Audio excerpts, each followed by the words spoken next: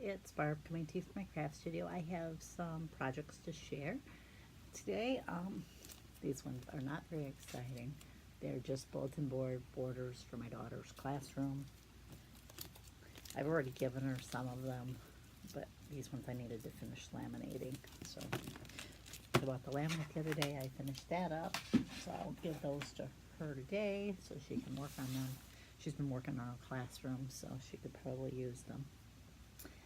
I made several Christmas cards. I had used one of my 72-hour access codes last week, so I cut out several different Christmas cards that were part of access so that I could use them.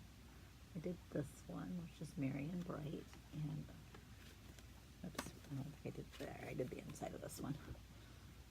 It says, warmest greetings of the season and every good wish for the coming year. So I need to stamp the back with my info yet, and then I did this one here. That one in Design Space for Cricut is called the Merry and Bright card. This one's called the Santa Cutout card. Let's see. This one uses, I got, this one was an access image because it's holiday, from Holiday Cards, which is part of Access. I'm thinking this one may have been, nope, this one's Quilted Christmas, which I also happen to own, but it is part of Access, I believe.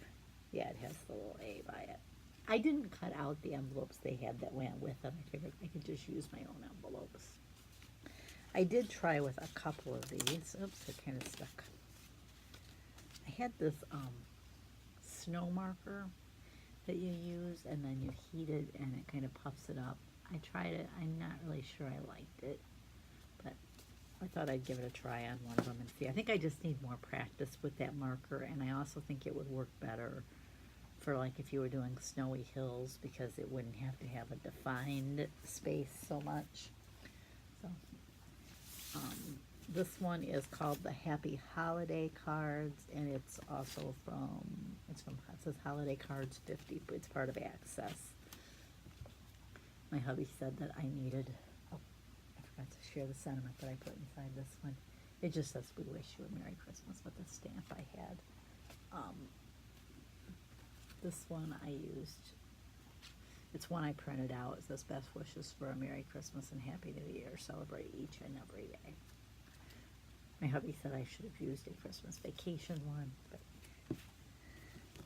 I had to watch who I sent that to, because I know a few people on my list might have gotten a little offended if I'd used one of those quotes, but I love that movie. This one is another one. This one is called the Happy Holiday Snowflake card. I'm trying to think, did I make it smaller? I think I did make it a little bit smaller so it would fit more on the page, because it was 3 by 6. So I made it a little smaller than that so I could fit 2 across on a page. This one is, it's just part of Access. It just has an A. It doesn't, I think I cut off what cartridge it was from, so, but it is part of Access. See, my little snowflake got kind of off kilter there, but anyways, that's that one. And this one I stamped. Not sure how well it shows, because I thought it might look cool in white. It says, sending you a flurry of warm Christmas wishes. I probably should have tried embossing it instead of just stamping it, but anyways. Then the next 3 projects are Dreaming Tree projects. They're from, I think, his latest bundle. Yeah, this is I think it's called Nautical Dreams, if I remember right. I could be wrong on the name of the bundle. But this is the beach house.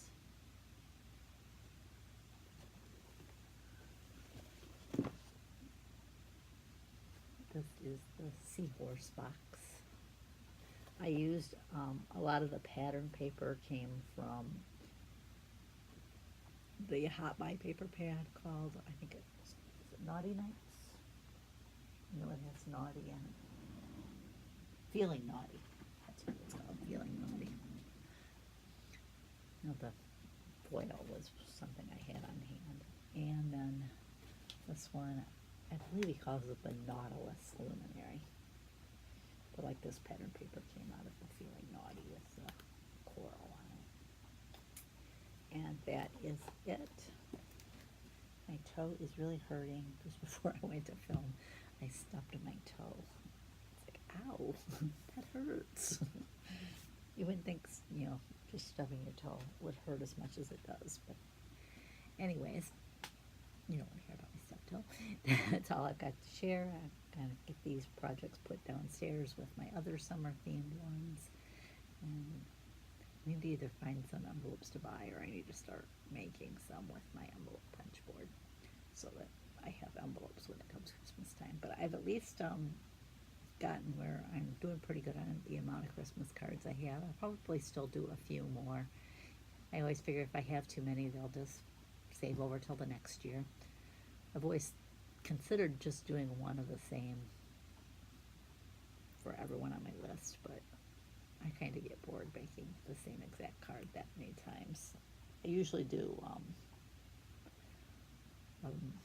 4 to 6 of each card, and then I kind of switch it up and do a different one.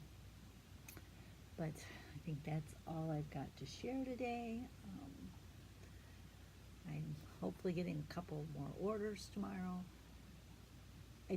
I did mean to mention in my video where I hauled the Totally Tiffany fab files they were for the 3-ring binders. That is not what I used mine for.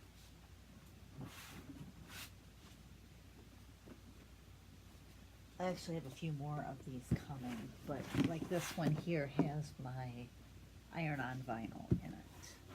So I've got my different types of vinyl, and I've got removable vinyl in one, permanent vinyl in another, the iron-on vinyl in this one, and then in the 4th one that I had gotten already, I put my transfer paper, my Teflon sheets that I use when I layer iron on. I a lot of times use it even when I just iron on. I figure it's a little bit extra protection for me, makes me feel better. And then some iron-on designs that I pre-bought that were already cut out and made, I have kept in there until I've used them. But this seems to work fairly well. It's got some of my rolls in it, and then it's got my flat sheets.